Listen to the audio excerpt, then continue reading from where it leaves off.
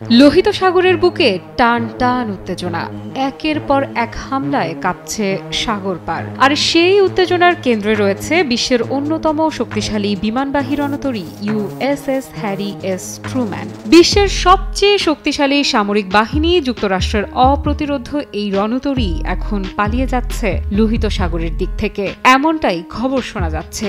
কিন্তু কেন? কে বাধ্য করলো আমেরিকাকে এমন পিছু হটতে?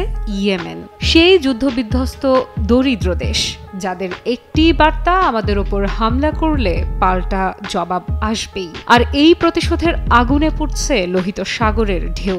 সম্প্রতি এক হামলা থেকে বাঁচতে গিয়ে ইউএসএস ট্রুম্যান থেকে সমুদ্রে পড়ে যায় একটি F-18 সুপার হর্নেট মার্কিন যুদ্ধবিমান, আর এর মূল্য প্রায় $67 কোটি। শুধু বিমান নয়, বিমানের সঙ্গে থাকা ট্রাকটিও সাগরে ডুবে যায়। এই দুর্ঘটনা শুধুই দুর্ঘটনা ছিল না, বরং এটি কৌশলগত ব্যর্থতার উদাহরণ। এটি শুধু অর্থনৈতিক ক্ষতি নয়, এই ঘটনা মার্কিন বাহিনীর মনোবলেও বড় ধাক্কা দিয়েছে।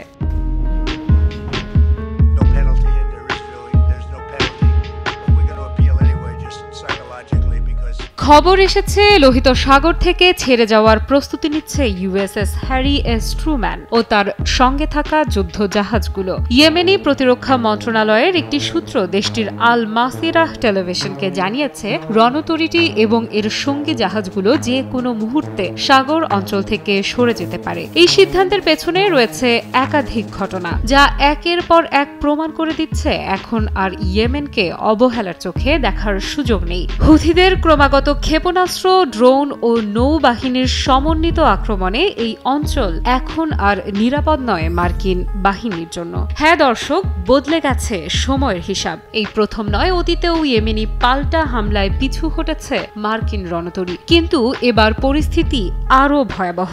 হুথিরা বলছে, যতদিন গাজায় গণহত্যা চলবে, ইয়েমেনে বোমা পড়বে, ততদিন তারা বসে থাকবে না। তাদের টার্গেট লোহিত সাগর ও আরব সাগরের মার্কিন সামরিক উপস্থিতি। যুক্তরাষ্ট্র এখন প্রতিরোধে আর ইয়েমেন আক্রমণে। যুক্তরাষ্ট্রের এই পরিস্থিতি কেবল একটি সামরিক পিছু হটা নয়, এটি একটি বড় কৌশলগত বার্তা। যুক্তরাষ্ট্রের মতো শক্তিধর দেশও এখন প্রতিপক্ষের হামলার ভয়ে রণতরী সরিয়ে নিচ্ছে। সত্যি কি ইউএসএস হ্যারি এস ট্রুম্যান অঞ্চল ছাড়ছে? স্বাস্থ্যকর অল টাইম হানিকম্ব, সব সময় অল টাইম হেলদি লাইফ। বিশ্বের সবচেয়ে শক্তিধর দেশ কি একটি যুদ্ধ বিধ্বস্ত প্রতিরোধ শক্তিতে উজ্জ্বল দেশের সামনে হার মানছে? লোহিত সাগরের এই উত্তপ্ত পরিস্থিতি কি কেবলমাত্র শুরু, নাকি এটি নিছক একটি কৌশলগত অবস্থান বদল? এরপরে কি আসতে চলেছে বড় সামরিক সংঘাত?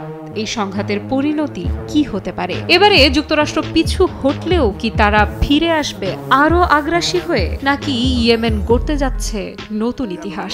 এসবের উত্তর হয়তো সময়ই দেবে, তবে এ কথা নিশ্চিত, লোহিত সাগরের উত্তাপ এখন আর শুধু প্রাকৃতিক নয়, বরং রাজনৈতিক এবং সামরিক দ্বন্দ্বের আগুনে পুড়ছে সাগরের প্রতিটি ঢেউ।